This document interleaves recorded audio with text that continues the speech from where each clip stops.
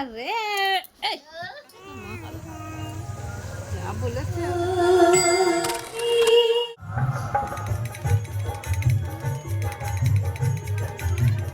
নমস্কার, আমি গৌরীর সংসারের আরও একটা নতুন ভিডিওতে আপনাদের সবাইকে স্বাগত। আশা করছি আপনারা যে যেখান থেকেই ভিডিওটা দেখছেন অনেক ভালো আছেন আর সুস্থ আছেন। আমরাও ভালো আছি। আজ রবিবার আর আজ আমাদের বাড়িতে এসেছে দাদা, দিদি আর পিসিমা, তার বাচ্চাটা, মানে ফুল ফ্যামিলি সবাই এসেছিল। আজকে না আমরা দুপুরে অনেক খাওয়া দাওয়া করেছি, তারপরে এখন নিচ্ছি রেস্ট। আর রেস্ট নেওয়ার সময় মাম্মামের অন্নপ্রাশনের ওই অ্যালবামটাই দেখা হচ্ছিল। আর তারপরে তাতানের একটা ক্লাস ছিল, সে ক্লাসটা করার পরে আমরা রেডি হয়ে চলে এসেছি এখন জগন্নাথ দেবের মেলায়। তো চলুন তাহলে মেলার দিকে যাওয়া যাক। আর আপনারা কারা কারা ভিডিওটা কোথা থেকে দেখছেন অবশ্যই করে জানাবেন। আর ভিডিওটা ফুল দেখার অনুরোধ থাকলো। যদি ভিডিওটা ভালো লাগে দেখে তাহলে অবশ্যই আমার চ্যানেলটিতে একটা সাবস্ক্রাইব করবেন।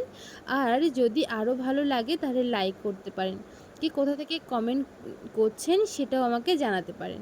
চলুন তাহলে মেলায় এসে গিয়েছি, এখন মেলাটাকে ঘুরে দেখা যাক। এই জায়গাটাতে আছে বেশ কয়েকটা খেলনা বাচ্চাদের, যেখানে বাচ্চারা নিজেদের অ্যাক্টিভিটিগুলো দেখাতে পারে। তো চলুন, আগে ওর বাবা নিয়ে চলে এসেছে বাচ্চাদের খেলনার ধারে। এদিকে দেখতে পাচ্ছেন মাম্মাম এক নজরে পুরো খেলনাটার দিকে দেখছে। এটা হচ্ছে একটা ড্রাগন, তো এখানেই ও দেখছিল, বেশ মজাই পাচ্ছিল। আর এদিকে ওর বাবা ওই তাতানকেই ডাকছিল যে এসো তুমি একটু চড়ো, কিন্তু সে তো ভয়তে চড়তেই নারাজ। তাহলে চলুন আমরা এবারে আস্তে আস্তে মেলাটা ঘুরে দেখি আর কোথায় কি বসলো। তাহলে এদিকে চলুন, মা, মাম্মাম সবাই, আরও দাদা বৌদি সবাই এসেছিলো, তাই প্রথমে একটু আইসক্রিম খেয়ে মেলার ভিতরে ঢুকলাম। জানেন, যেহেতু বর্ষাকাল, একটু তো বর্ষা হবে এটাই স্বাভাবিক। কিছুক্ষণ আগে না বর্ষা হয়ে গিয়েছে, আমরা তারপরেই এসেছি। আর এদিকে দেখুন মেলায় অনেকটাই জল। তো এদিকে মেলাটা ঘুরতে ঘুরতে এখন আমরা চলে এসেছি, আগে কিছু জিনিসপত্র কিনবো, মেলায় এসছি আর আমাদের জন্য কিছু কিনবো না তা তো হয় না, তাই মেয়েদের আগে একটু নিজেদের সাজুগুজুর জিনিসপত্রগুলো ঘেটে ঘেটে দেখে নিলাম। চলুন তাহলে এবারে মাম্মামের জন্য আগে কিছু খেলনা কিনে নিই, তারপরে আমাদের জন্য জিনিসপত্র কিনবো। ওর বাবা পছন্দ করেছে এই খেলনাটা, ওটাই নিলাম। আরও সঙ্গে বেশ কিছু জিনিসপত্র নিয়েছি সাজুগুজুর। তারপরে না বেশ আরও জোরে বৃষ্টি এসেছিল, প্রায় বলতে গেলে 30 মিনিট ধরেই বৃষ্টিটা হয়েছে। জানেন, সবাই একেবারে যে যেখানে ছিল ছাদের তলায়, মানে যেটুকু জায়গা জল পড়ছে না সেখানে সবাই ঢুকে গেছে। আর এখানে না হচ্ছিল এই যে বাউল সঙ্গীত, তো সবাই সেটাই শুনছিল, কেউ তার কারোর কাজে যেতে পারছিল না এত বৃষ্টিতে, তাই। আর এই যে আপনাদেরকে বলছিলাম না জগন্নাথ মন্দির, এটাই জগন্নাথ দেব। দেখুন জগন্নাথ, সুভদ্রা, বলরাম সবাই আছে। আর এই যে মন্দিরের সামনেই হচ্ছিল বাউল সঙ্গীত। তাহলে চলুন বাউল শুনে নিই কিছুক্ষণ।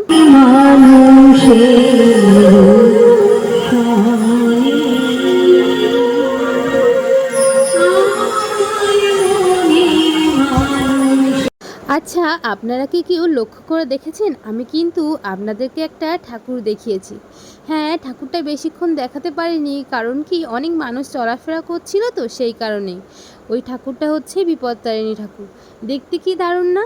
আর এদিকে দেখুন আমার মাম্মাম একেবারে সামনে বসে বাউল গান শুনছে।